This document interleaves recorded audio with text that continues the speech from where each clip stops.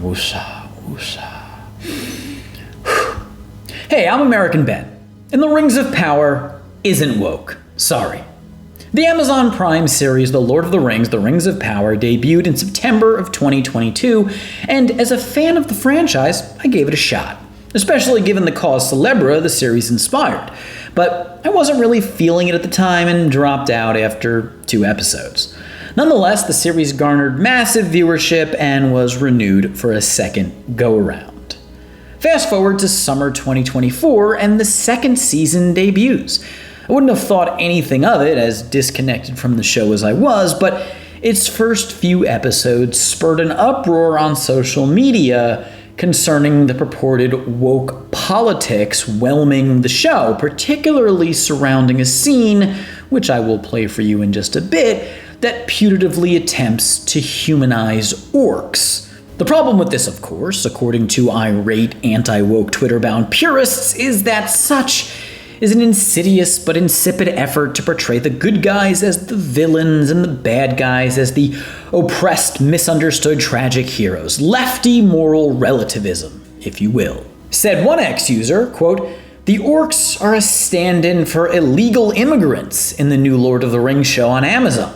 You're told to feel sorry for them, to sympathize with their plight, and vilify their persecutors. They're not actually evil, you see, just misunderstood.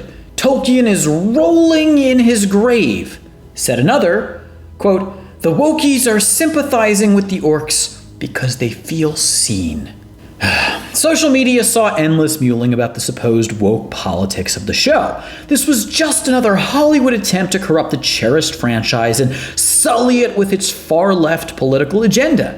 And I bought it, because yeah, woke does oft spoil stuff nowadays. Feeling reflexively incensed myself, and on the heels of a fresh haircut, with a YouTube video in mind, I decided to jump back into the mix and watch the series from season 1 so I can be pissed off out loud about the orcs as well. Unfortunately, having now caught up, I can't deliver the puissant excoriation I intended to when I set out to get to the bottom of the Rings of Power's manifest political agenda.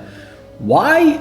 Because it doesn't have a manifest political agenda. What I experienced was a wholly apolitical show, and by the time the somewhat plodding first season wound down, I was enjoying it, and through 4 episodes of the second season, I'm admittedly a fan.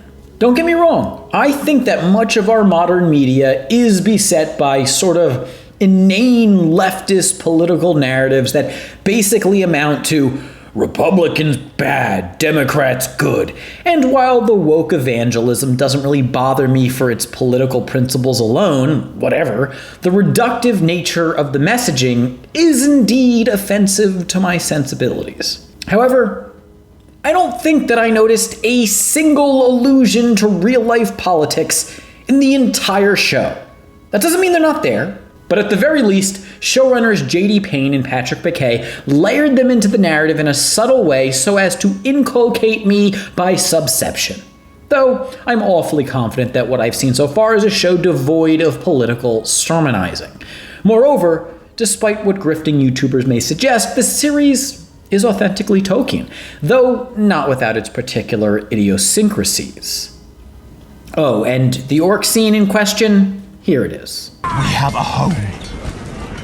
Must we go to war again? You told me Sauron was dead. Let us leave him that way. That's it. That's what's prompted the keyboard crusade to take up arms and castigate the Rings of Power as irreconcilably woke. One scene where one orc questioned the orc leader's call to war. Hey, there's no doubt that Tolkien intended the orcs to be evil. As the website Tolkien Gateway, billed as the largest encyclopedia dedicated to J.R. Tolkien and Lord of the Rings, paraphrases from Morgoth's Ring, itself the 10th volume of Christopher Tolkien's series The History of Middle-earth, in which he analyzes the unpublished manuscripts of J.R. Tolkien, quote, "Orcs were pitiless and took pleasure in all kinds of cruel and wicked acts. They did evil deeds for their own amusement, purely for the sport of it. Their fractious and vicious natures made them unreliable servants. When outside their master's reach, Orcs would often disobey their commands or fight amongst themselves to the detriment of their master's designs, end quote. And so, if you're making a Lord of the Rings show and including orcs, you better make those orcs genuinely and generally evil. But the thing is, the Rings of Power does just that. Throughout the series, the orcs have been painted as perverse beasts, wicked fiends, and the show's primary evil minions who hesitate not before laying rapine to the lands of Middle-earth. However, that orcs must be generally evil doesn't mean that there can't be some individual variation from one orc to another. That doesn't mean no orc can lack the taste for war. That doesn't mean there can be no attempt to develop orcs into deeper characters. That doesn't mean we can't get breakaway rebel orc factions. Yet, one simple scene where an orc expresses some doubt about war has ignited a basement-born revolution, and that pisses me off because this is why we can't have nice things. The Rings of Power sticks to the themes of its source material, doesn't infuse political preaching in its narrative, and its creators have made almost no political comments in interviews, but have actually been mostly silent, just cool about it.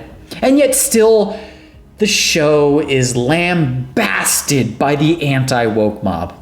I hate woke, but this is where you lose me. And you're gonna lose a lot of other people because you're not letting anyone win. Everyone has to suffer because you get triggered by the slightest hint of disagreeable fare. Oh no! The Rings of Power posits orcs as multidimensional beings. Oh, the humanity! Get it? Guys, is character development woke now? By the way, Payne and McKay did sit down for an interview with Deadline in which they were asked about the controversial orc scene. Here's what each of them said. First up, J.D. Payne. Quote, "From the beginning of this season, we talked about the idea of having an arc, and we feel like this goes straight back to Tolkien. You read the books and you get these blips of moments where orcs are kind of on their own and they're saying, hey, what if one day there could be a place just for us? We could have our own little land or our own little cottage by the sea, so to speak, where they have dreams, they have aspirations. They don't just want to be mindless killing machines. We tried to take that a step further and continue to individuate them and dramatize what their desires and ambitions might be.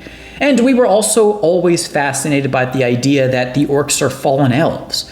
Tolkien has this idea that evil can't create anything. It can only corrupt.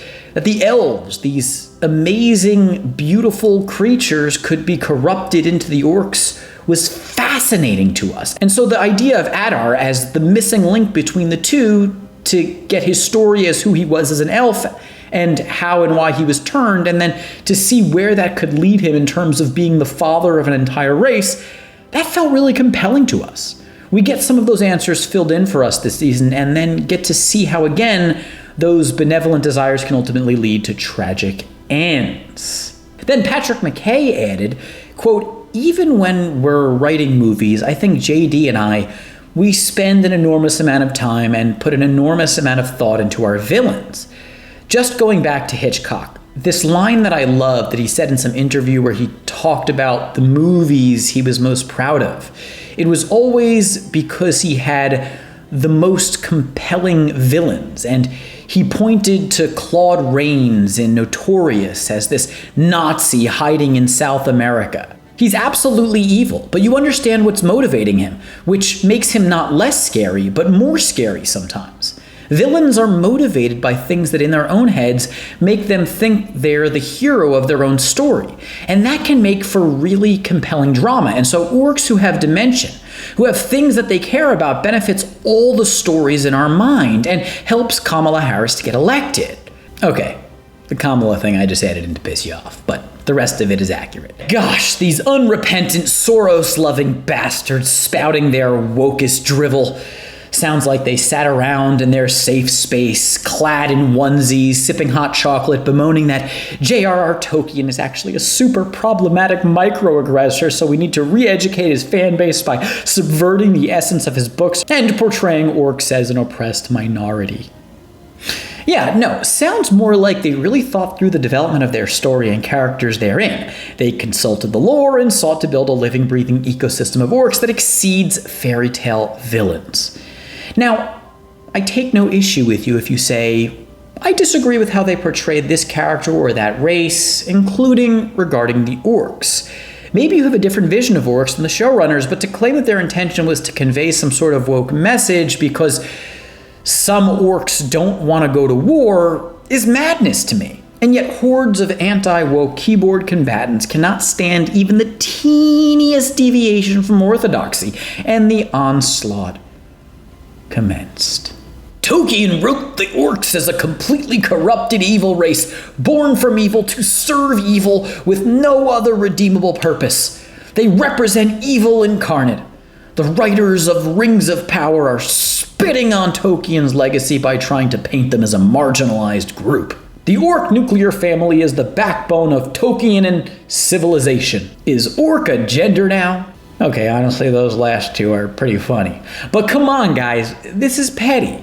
And I get the feeling that most of the enraged opiners mocking the show haven't even seen it, and are judging it based on one out-of-context clip shared along with a loaded caption by grifters looking to build their platforms through galvanizing political outrage over the show's alleged leftist agenda. Just remember that part of effective persuasion involves convincing those who disagree with you that there is a way to win if they adopt your viewpoint. It's a form of incentivization.